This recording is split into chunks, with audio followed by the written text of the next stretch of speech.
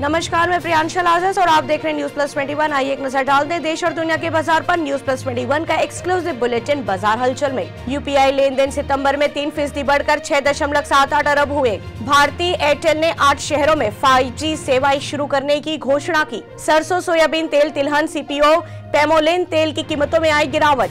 सितंबर में जीएसटी कर संग्रह 26% बढ़कर 1.47 लाख करोड़ रुपए से अधिक हुआ, वित्त मंत्रालय ने बताया। आज से हुए बड़े बदलाव। स्मॉल सेविंग्स स्कीम्स पर ज्यादा ब्याज, कार्ड पेमेंट के लिए टोकनाइजेशन सिस्टम हुआ लागू। जीरोधा के नितिन कामत ने कहा, इन्वेस्टर्स को रात में अब जगने की जरूरत नहीं। आईसीआईसीआई बैंक में एफडी पर अब मिलेगा ज्यादा रिटर्न। बैंक ने फिक्स्ड डिपॉजिट की ब्याज दरों में की बढ़ोतरी, 6.10% तक मिलेगा इंटरेस्ट। 7 दिन की गिरावट के बाद बाजार में बम्पर तेजी। सेंसेक्स 1016 अंक बढ़कर 57,426 पर बंद। निफ्टी 276 अंक चढ़ा। ओरेकल पर अमेरिका में लगा 1.8 अरब जुर्माना, भारतीय अधिकारी को घूस देने का है आरोप। कमर्शियल सिलेंडर के दामों में कटौती, दिल्ली में 25.5 रुपए हुआ सस्ता। ऐसे ही तमाम जानकारियों से लगातार अपडेट रहने के लिए देखते रहिए न्यूज प्लस 21, आपके हक की बात।